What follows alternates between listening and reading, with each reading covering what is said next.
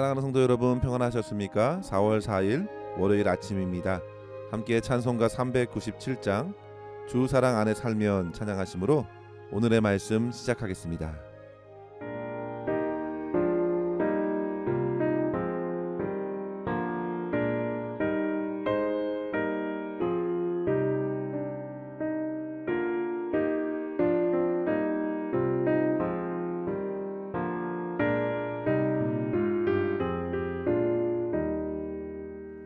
주 사랑 안에 살면 두려움 없으며 그 사랑 변함없어 늘 마음 편하다.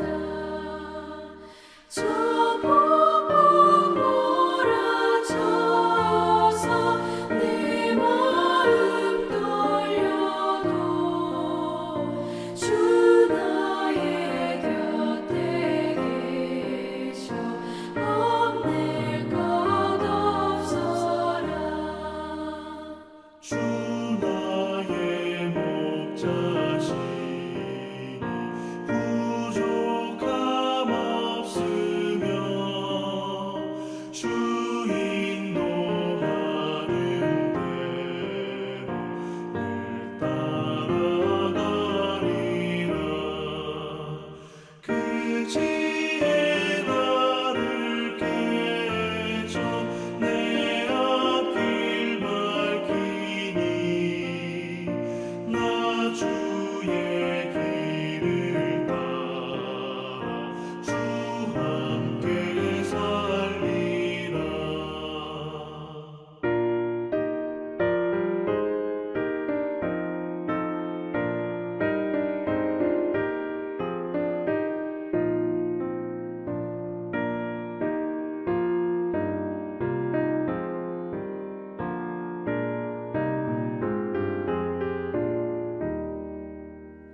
저 넓고 푸른 들판 내 앞에 열리고 그 검은 구름 거쳐 새 하늘 보인다. 끝없는 나의 소망 영원한 생명길 성도에 되신 주님 늘 함께 하소서.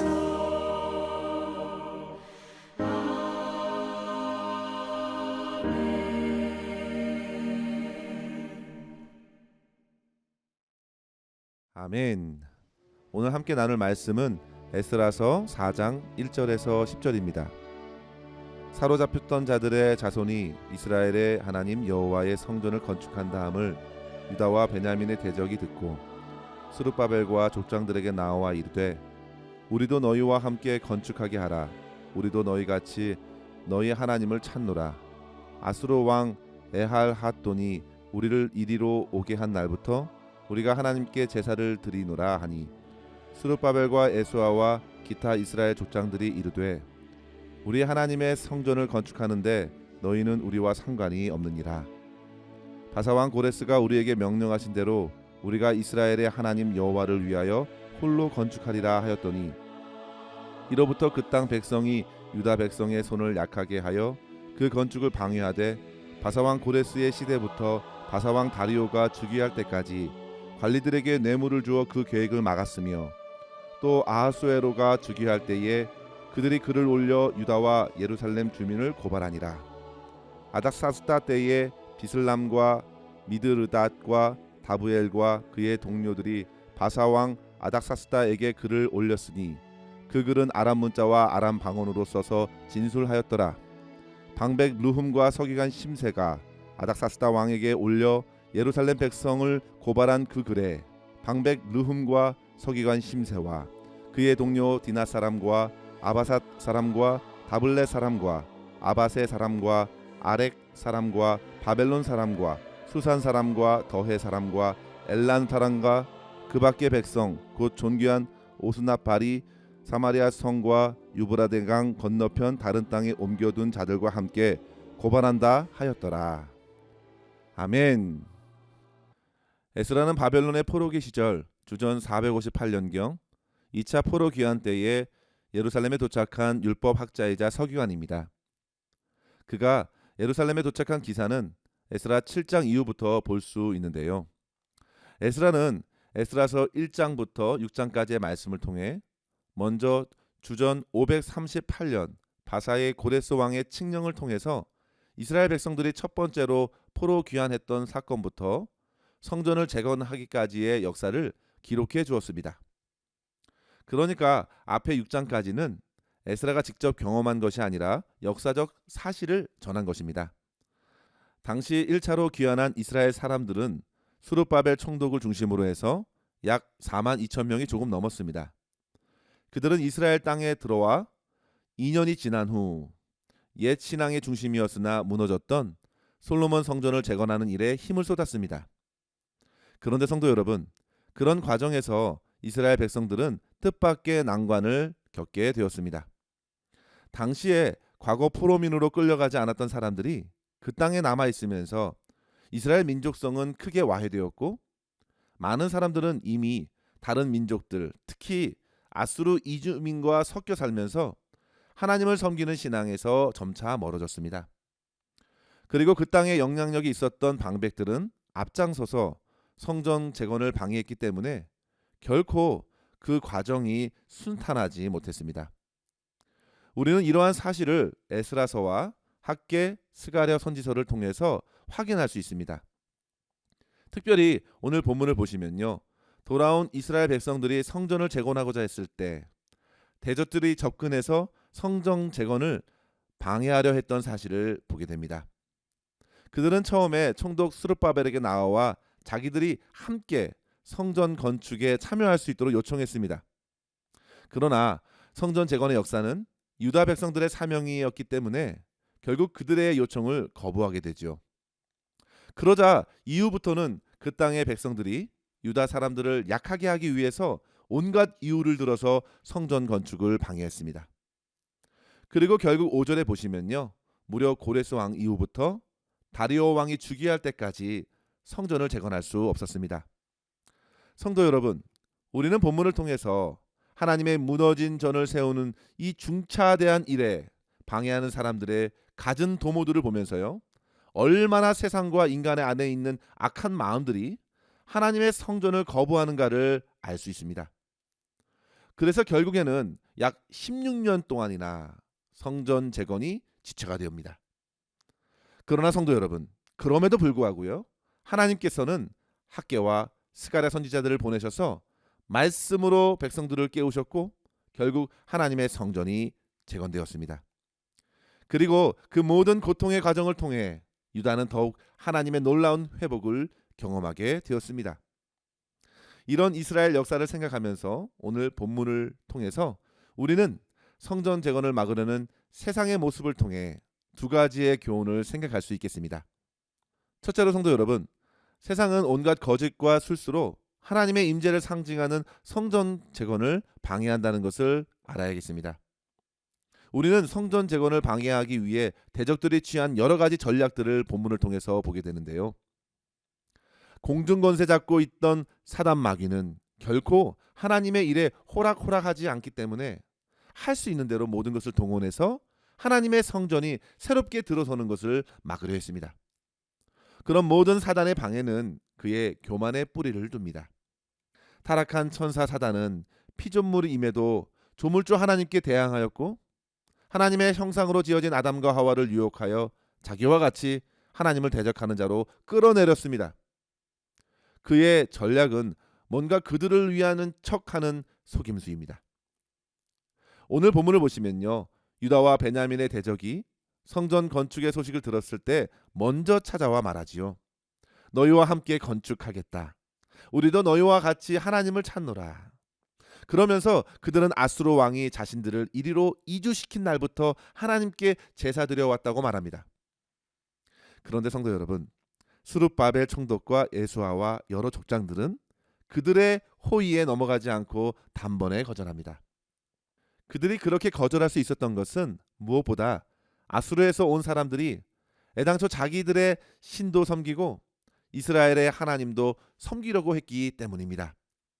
그런 그들의 길과 유다의 길이 결코 같을 수 없었습니다. 그들은 어떤 신이든 찾으려 했습니다. 아수르의 신을 붙들고 있으면서도 얼마든지 여호와 하나님을 찾을 수 있고 제사할 수 있다고 생각했습니다. 그러나 성도 여러분, 결코 그렇지 않지요. 오늘날 교회가 하나가 되어야 한다 해서 교회 일치 운동을 펼치는 시도가 참 많이 일어나는데요. 그러면서 그들은 한 목소리로 그리스도 안에서 모든 성도들은 하나라고 주장하지요. 물론 그 주장은 맞습니다. 그리스도 안에서 하나가 될 수 있습니다. 그러나 그렇게 하나가 되기까지 해결해야 할 문제들이 꼭 있습니다. 성도 여러분, 그저 하나님을 동일하게 부른다고 해서 하나가 될 수 있을까요? 교회에 십자가만 세웠다고 하나로 인정할 수 있겠습니까? 그렇지 않습니다. 저는 교회가 더욱 하나 되는 운동을 힘써 펼쳐가야 한다고 생각합니다. 그러나 동시에 무턱대고 이해관계가 맞는다고 해서 하나가 되는 것은 결코 아니라는 사실입니다. 무엇보다도 하나가 되기 위해서는요, 믿고 가르치는 교리가 일치해야 합니다. 하나님 말씀에 대한 입장이 같을 때 믿음의 일치를 기대할 수가 있습니다. 따라서 우리는 먼저 신앙에 있어서 비성경적인 요소가 없는지 면밀히 살펴보아야 합니다. 사랑하는 성도 여러분, 하나님께서 이스라엘에게 주신 10계명의 제1계명이 무엇인가요? 너는 나 외에는 다른 신들을 내게 있게 하지 말지니라 입니다. 오직 하나님 한 분만이 참 하나님이시기 때문입니다. 그러나 당시 아수르에서 왔던 주민들은 하나님만을 따르는 신앙에서 불분명했습니다. 그러다 보니 스룹바벨의 거절은 당연한 처사였습니다. 그런데 보십시오. 그들의 요청이 거절되자 나타난 그들의 본심을 우리는 확인하게 됩니다. 이후부터 그들은 백성들을 끌어들여서 유다 백성의 손을 약하게 하고 건축을 방해하기 시작했습니다. 사랑하는 성도 여러분, 세상은 어느 정도 타협해도 괜찮다고, 사랑 안에서 어느 정도 유연하게 가도 괜찮다고 그렇게 접근하려 합니다. 그러나 결코 다른 것은 몰라도요, 진리를 타협할 수는 없습니다. 하나님을 두고 다른 것들을 붙들 수 없습니다. 예수님께서도 하나님과 재물을 겸하여 섬길 수 없다고 했습니다. 이것이 아니면 저것입니다.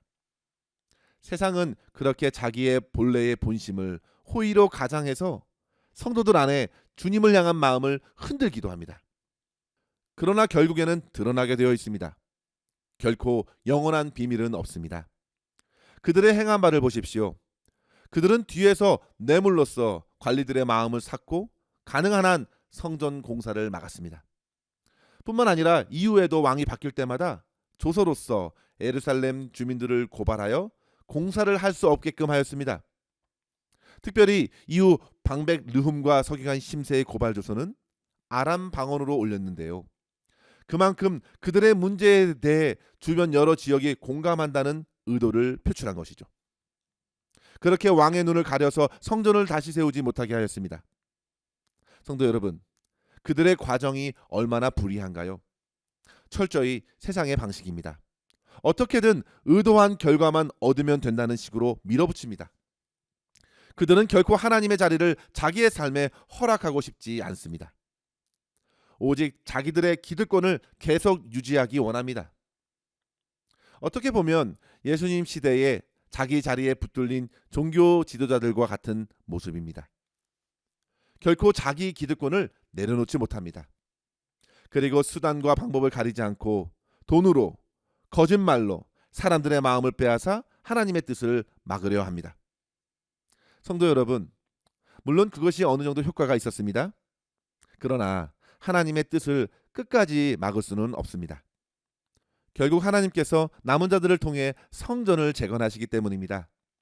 사랑하는 성도 여러분, 우리의 믿음을 흔드는 유혹과 거짓에 넘어가지 않도록 항상 자기 자신을 부단히 돌보십시오. 사단은 자주 광명의 천사의 모습으로 다가와 믿는 자들을 유혹하고 타협할 수 없는 신앙조차 흔들려고 합니다. 하나님 중심, 말씀 중심에서 벗어나 자유롭게 살자고 유혹합니다. 그러나 성도 여러분, 주 안에 있을 때에 진정한 자유와 기쁨이 있습니다. 뿐만 아니라 우리들도 자기의 기득권에 갇혀서 주님의 다스림을 거부하는 데 이르지 않도록 날마다 자기 자신을 주님께 내어드려야겠습니다. 그리고 참된 주님의 성전이 내 안에 온전히 세워져 주님의 임재와 다스림 안에 거할 수 있기를 주의 이름으로 간절히 축원합니다. 둘째로 성도 여러분, 하나님의 선한 일에는 항시 고난이 따른다는 사실을 알고 더욱 그리스도를 바라보고 의지하십시오. 하나님의 선한 일을 섬길 때에 우리는 항시 순탄하길 원하지만 실상은 어떻습니까? 오히려 더 거센 방해와 공격을 받게 됩니다. 따라서 성도 여러분, 선한 일을 위한 고난을 당연한 것으로 받아들이십시오. 그렇지 않으면 선한 일을 하고서도 얼마든지 쉽게 낙심해서 사단이 좋아할 모습으로 이룰 수 있기 때문입니다. 우리는 세상의 방해로 거룩한 일들이 중단되어도 결코 낙심하지 말아야 합니다. 오히려 더욱 아름답게 뜻을 성취하실 주님을 더욱 기대해야 되겠습니다. 갈라디아서 6장 9절에 보시면요, 선을 행하되 낙심하지 말지니 포기하지 아니하면 때가 이름에 거두리라 말씀하셨습니다. 성도 여러분, 반드시 열매를 거둘 것입니다. 하나님께서 하실 것입니다. 그래서 바울은 이어서 권합니다. 갈라디아서 6장 10절에 보시면요, 그러므로 우리는 기회에 있는 대로 모든 이에게 착한 일을 하되 더욱 믿음의 가정들에게 할지니라. 성도 여러분, 혹 우리의 착한 일에 고난을 만나더라도 주님의 십자가 고난을 바라보십시오. 주님께서도 그렇게 눈앞의 즐거움을 위해 십자가를 참으셨습니다. 주님께서도 이 땅에 구원을 위해 오셨으나 세상의 고난, 종교 지도자들의 핍박 모두 받아내시며 십자가 고난을 통해서 결국 사단 마귀의 사망 거세를 깨뜨리셨습니다. 우리에게 고난이 주어진다면 그 고난을 통해 더욱 인내의 시간을 갖고 그리스도께서 이루실 성취를 믿음으로 바라볼 수 있어야겠습니다. 또한 성도 여러분, 무너지는 것은 한순간이지만 다시 세우는 것은 그만큼 어렵고 오랜 시간이 필요하다는 사실을 기억하고 처음부터 마음의 성전이 무너지지 않도록 늘 지킬 만한 것 중에 마음을 지켜야겠습니다. 지금 우크라이나 전쟁이 발발한 지 약 한 달이 지나갔는데요. 곧 전쟁이 끝난다 하더라도 다시 나라가 재건되는 데에는 많은 시간과 노력과 치유와 회복이 필요하다는 사실을 알게 됩니다. 성도 여러분, 무너진 성전과 무너진 신앙이 다시 세워지기 위해서도 그만큼 겪어야 할 고된 시간이 필요합니다. 따라서 무엇보다 지금 평안할 때 더욱 주님의 충만한 임재 안에 거하고 주의 다스림 안에 거하길 힘써야겠습니다. 오직 우리 주님만을 예배하며 주님께서 내 안에 언제나 살아 역사하심으로 죄와 싸워야겠습니다. 그리고 어떤 상황에서도 낙심하지 말고 끝까지 오직 주님만을 의지하고 주님만 바라는 저와 여러분이 될 수 있기를 간절히 주님의 이름으로 축원합니다. 기도하겠습니다. 하나님 아버지 감사합니다. 오늘도 생명의 말씀으로 우리를 일깨워 주셔서 우리가 언제나 주의 일을 하면서도 영적인 전쟁에 민감하게 반응할 수 있도록 가르쳐 주심에 감사합니다. 세상은 여전히 교만하여 하나님의 다스림을 거부하고 자기들의 나라를 이루려고 합니다. 주님, 저희에게 세상을 옳게 분별하게 하여 주시고 오직 성령의 충만한 은혜를 힘입어 세상의 유혹에 타협하지 말고 오직 하나님만 경배하고 예배하는 삶을 살게 하여 주시옵소서. 악한 마귀 사탄은 날마다 우는 사자와 같이 삼킬 자를 찾는다 하여 싸우니 늘 깨어 기도하게 하시고 진리의 말씀을 따라 순종하게 하시며 혹 고난과 방해를 만나더라도 낙심하지 말고 끝까지 주님의 십자가를 바라보고 인내로써 마땅히 감당해야 할 믿음의 길을 걸어가게 하여 주시옵소서. 하나님께서 반드시 선한 열매를 거두실 줄 바라보게 하여 주시고 오직 하나님의 영광만을 구할 수 있도록 우리의 심령을 변화시켜 주시옵소서. 모든 것 우리 주님께 의탁드리옵고 우리 구주 예수님의 이름으로 간절히 기도하옵나이다. 아멘. 사랑하는 성도 여러분, 오늘도 주 안에서 승리하시기를 바랍니다. 감사합니다.